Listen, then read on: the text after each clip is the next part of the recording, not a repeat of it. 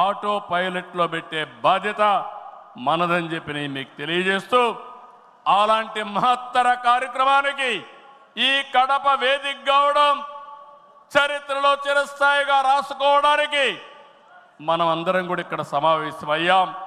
దీని ద్వారా ప్రపంచంలోనే తెలుగు జాతి నెంబర్ 1గా ఉండేట్టుగా చేసే బాధ్యత మన అందరిది అని చెప్పి మరొకసారి విజ్ఞప్తి చేస్తున్నా. ఇవన్నీ చేసుకుంటూనే మీరు ఒక్కసారి చరిత్ర కూడా ఒకసారి చూస్తే కొన్ని కీలక అంశాలపై అందరికీ అవగాహన ఉండాలి. రాజకీయ అవినీతిని ప్రజలు పట్టించుకోరని అపోహలున్నాయి, కానీ ఇది నిజం కాదు. అందుకే అవినీతిపై టీడీపీ ఎల్లప్పుడూ పోరాడుతూనే ఉంటుంది. పోరాడాం, మళ్ళీ పోరాడుతూనే ఉంటాం. 4 దశాబ్దాల ప్రయాణంలో అవినీతి పైన రాజీ లేని పోరాటం చేసిన ఏకైక పార్టీ తెలుగుదేశం పార్టీ. ఉమ్మడి రాష్ట్రంలో మీరు ఒకసారి చూస్తే 84లో ప్రజాస్వామ్య పరిరక్షణ ఉద్యమం నుంచి నిన్నటి వరకు విధ్వంస పాలన వరకు మరువలేని పోరాటాలు చేసిన పార్టీ తెలుగుదేశం. ఉమ్మడి రాష్ట్రంలో రాజా ఆఫ్ కరప్షన్ అనే పేరుతో లక్షల కోట్ల అవినీతిపై తెలుగుదేశం పోరాటం నిజమని సిబిఐ వంటి దర్యాప్తు సంస్థలు ఆ తర్వాత తేల్చే పరిస్థితికి వచ్చారు. అది మన క్రెడిబిలిటీ. మనం ఎప్పుడు కూడా ఆరోపణలు చేయం. వాస్తవాల్ని దృష్టిలో పెట్టుకుని ఎవరు ఎక్కడ అవినీతి చేసినా చివరి వరకు పోరాడిన ఏకైక పార్టీ తెలుగుదేశం పార్టీ. హైదరాబాద్లో ఔటర్ రింగ్ రోడ్డు కానీ, వ్యాన్పిక్ సిటీ కానీ, హిందూకి ఇచ్చిన భూములు కానీ, లేపాక్షి భూములు కానీ, ఇలాంటివన్నిటిపైన మనం పోరాడాం.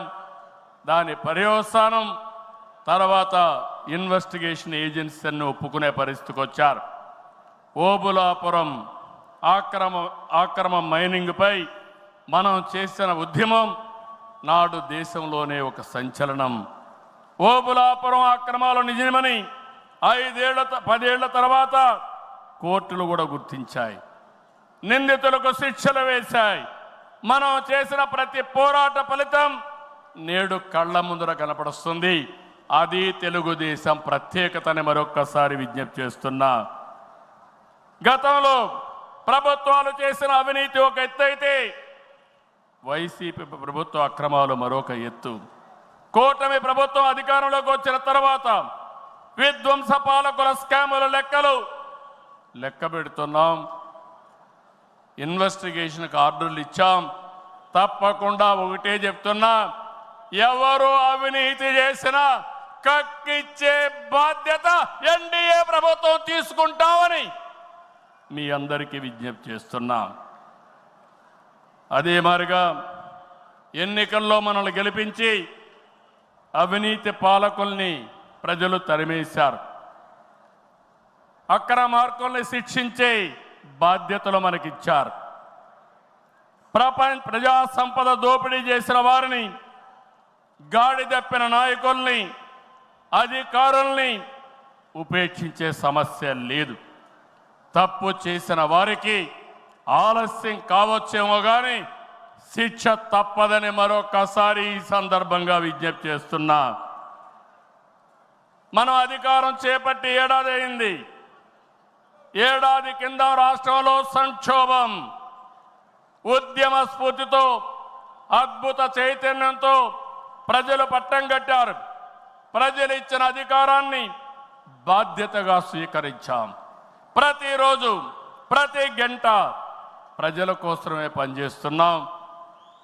ఒక మంచి ఆలోచనలు మీ అందరితో కలిసి ఈరోజు ఈ కార్యక్రమానికి శ్రీకారం చుట్టాం.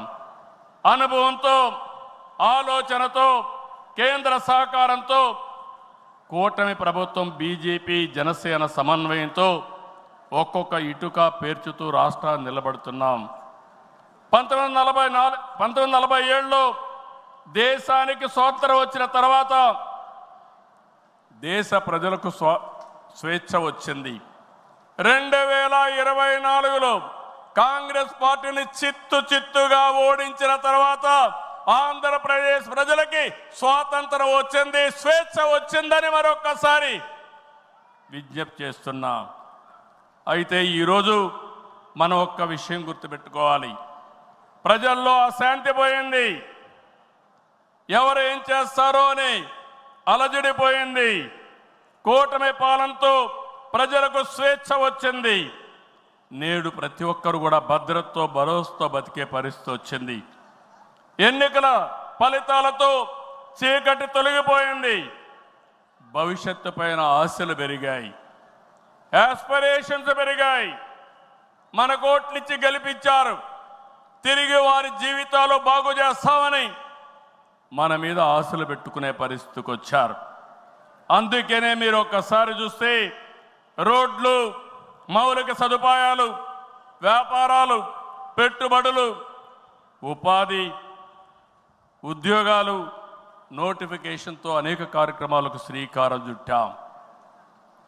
64 లక్షల మందికి 4,000, 6,000, 10,000, 15,000 రూపాయలు పింఛనిచ్చే ఏకైక రాష్ట్రం భారతదేశంలో ఆంధ్రప్రదేశ్ రాష్ట్రం. ఏటా 33,000 కోట్ల రూపాయలు నేరుగా పేదల సేవలో మొదటి తారీఖున పేదలకు అందించే ఏకైక పార్టీ తెలుగుదేశం పార్టీ. అన్నా క్యాంటీన్ ద్వారా పేదవాడి ఆకలి తీరుస్తున్నాం. దీపం పథకంతో 1 కోటి మంది లబ్ధిదారులకి 3 సిలిండర్లు సంవత్సరానికి ఇస్తున్నాం. ఉచిత ఇసుక, మత్స్యకారుల సేవలో ఆర్థిక సహాయం, అర్చకులు, ఇమాం